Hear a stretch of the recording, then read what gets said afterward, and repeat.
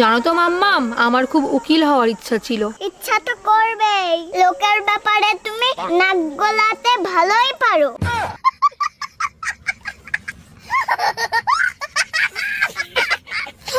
কই গো, বলছি আমার না লিপস্টিক শেষ হয়ে গেছে, বাজার থেকে একটা লিপস্টিক কিনে এনে দাও। আরে এ কি বলছো? কতদিন আগেই তো তোমাকে লিপস্টিক এনে দিলাম। কত লিপস্টিক লাগে তোমার? তা আমাকে বকছো কেন? সব লিপস্টিক তো তুমিই খাও।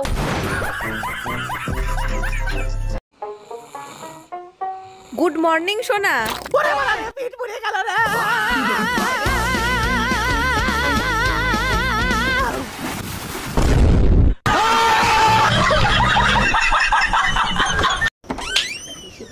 এই কি গো, তুমি কি জাঙ্গিয়া নিয়েছো? আমার মাপে হয় না।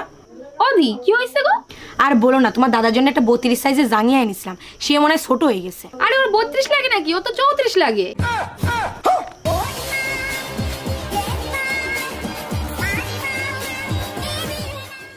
এই শোনো, আমি জীবনে কোনোদিন পাহাড়ে উঠি নাই, আমাকে একটু পাহাড়ে উঠাবা? নিচতলা থেকে 3 তলায় উঠতে তোমার কষ্ট হয়, অত বড় পাহাড়ে তুমি জীবনে উঠতে পারবা না। পারি কিনা সেটা পরে দেখা যাবে, আগে বলো যদি উঠতে পারি তুমি আমারে কি দিবা? যদি তুমি উঠতে পারো তাহলে তোমারে ধাক্কা দেবো। এই ডাক্তারকে রিপোর্ট দেখাইছিল, রিপোর্ট দেখে কি বললো ডাক্তার? ডাক্তার বলছে অপারেশন করতে হবে, 10 লাখ টাকা লাগবে, তা না হলে পাও কেটে ফেলাতে হবে। ও আচ্ছা, তা ডাক্তার কবে অপারেশন করবে সে ব্যাপারে কিছু বলছে? শোনো বেবি, তুমি একদম টেনশন নিও না, পাও ছাড়া সাপ কিভাবে দৌড়ায় তুমি দেখছো? আম্মা জান, আমি বিয়ে করে নিয়ে এসেছি, এই যে আপনার বৌমা। এই আম্মারে সালাম করো। আসসালামু আলাইকুম আম্মা জান, আমাদের জন্য দোয়া করবেন। ওয়ালাইকুম আসসালাম, খুব সুন্দর বউ হইছে, দোয়া করি সব সময় সুখে শান্তিতে থাকো। আপনি শান্তিতে থাকতে দিলে অবশ্যই দোয়া কবুল হবে। কি রে, শুনলাম তোর বউ নাকি অন্য মালের সাথে পালিয়ে গেছে। হ্যাঁ রে, আমার বউ অন্য মালের সাথে পালিয়ে গেছে। আমার কপালটাই খারাপ, বউটা কেনা। আরে তোর কপাল খারাপ না, তোর ম্যাশিং খারাপ। আমার জীবনের সাথে খেলিস না, আমার এইটুকু মন যদি ভেঙে যায় তাহলে কে দায় দেবে?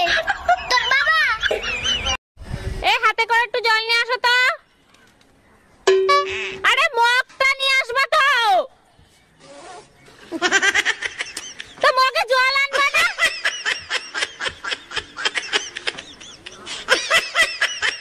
এই আলুগুলো একটু ধুয়ে ফেলো তো।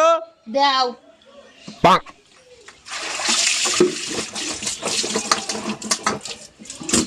কি করলে এটা? তুমি তো বলে ধুয়ে ফেলতে।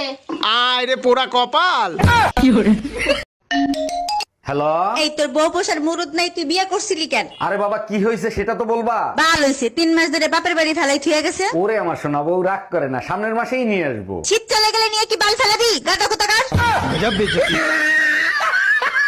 আব্বাজান জলদি আসেন, বিদেশি মাল নিয়ে আসছি। কি জামাই তুমি মদ খাও, তাও আবার শ্বশুরের সাথে খাবা? সব সময় তো খাই না, যখন আপনার মেয়ে গালিগালাজ করে তখন একটু খাই। বিয়ের আগে তো বলো নাই তোমার যে মদের নেশা আছে। বিয়ের আগে আপনিও তো বলেন নাই যে আপনার মেয়ে দজ্জাল।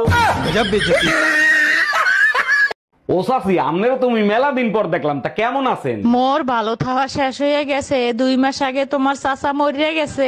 আরে ভাবি, এ আমনে কোন কি, ভাই মরছে কবে? ওরে মাল্ল হালার পহালা, যেই হনস মোর জামাই মরিয়া গেছে, এখন চাচি থেকে বাবি হইয়া গেছে।